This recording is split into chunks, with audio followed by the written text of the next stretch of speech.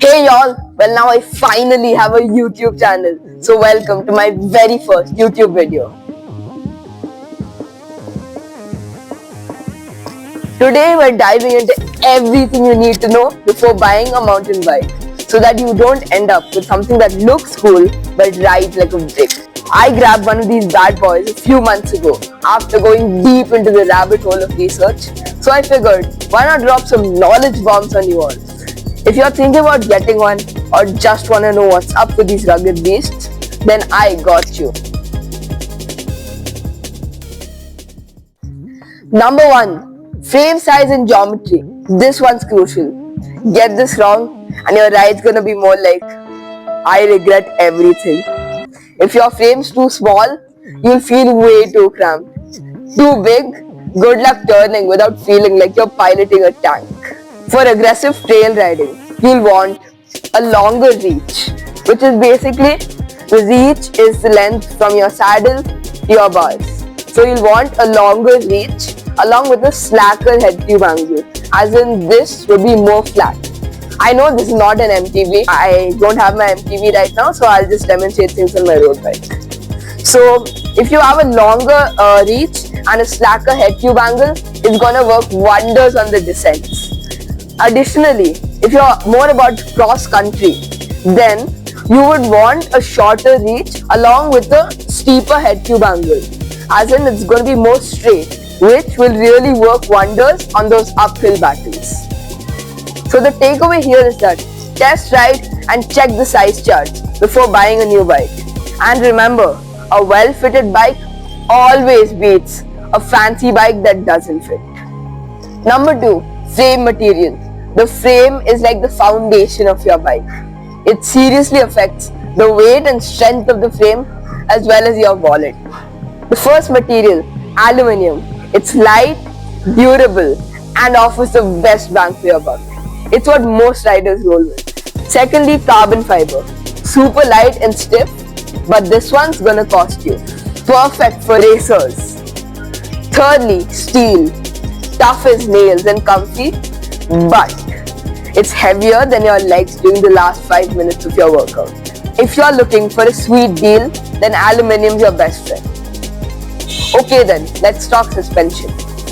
This is what stops you from feeling like you're getting shaken up in a blender on rocky trails. It's what keeps you from having a sore butt after your ride. There's 2 types. One is hardtail, which is basically only suspension in the front. It's lighter, cheaper, more durable, and works wonders on cross-country or smoother trails. Secondly, full suspension, which is suspension in the front as well as the back.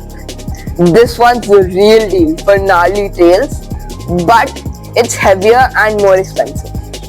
The takeaway is that hardtails equal money saved and less maintenance. But full suspension equals comfort and all the fun of hitting crazy trails, but at the cost of some efficiency. Number 4, drivetrain. Here's where things get spicy. Most MTBs are rocking a 1x drivetrain. That is only one of these chain rings in the front. This is what's called a chain ring. And only one chain ring in the front is a game changer. It's lighter, simpler, and easier to maintain. But if you're out here conquering some crazy hills or doing some serious bike packing, consider a 2x or a 3x, which is basically 2 chain rings, as you can see here, 1 and 2. The takeaway here is that more gears equal more precision, but are often heavier and clunkier. Number 5, brakes and tires. Last but definitely not the least. These are what's stopping you from eating dirt for breakfast. In brakes, you have mainly 3 choices. 1, hydraulic disc brakes. These brakes are robust and work in any condition with excellent stopping power. The reason they're so good is they have a mineral oil, which when you pull the lever, it actuates the brakes. Secondly, you've got mechanical disc brakes. Now, they may not be as powerful as hydraulic disc brakes, but they're a decent choice. Thirdly, rim brakes. A classic. I'm not denying that they're not good. But let's be real, they have very little stopping power. And when you're shredding some gnarly trails, they probably won't be enough.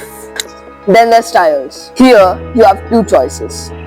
One is wider tires, which are 2.3 inches to 2.6 inches. They offer more grip for when you're out there being a trail ninja. Then you have narrower tires, which is about 2 inches to 2.3 inches. These tires are beautiful when it comes to smooth trails. And choose these if you're more about speed than all-out grip or stability. The takeaway here is that choose your tires wisely. Wide for grip and stability and narrow for speed. And never skimp on brakes. Trust me. Alright then, that's a wrap. Now, you're officially less clueless about mountain bikes. So choose your next mountain bike wisely. And remember, don't just ride smart.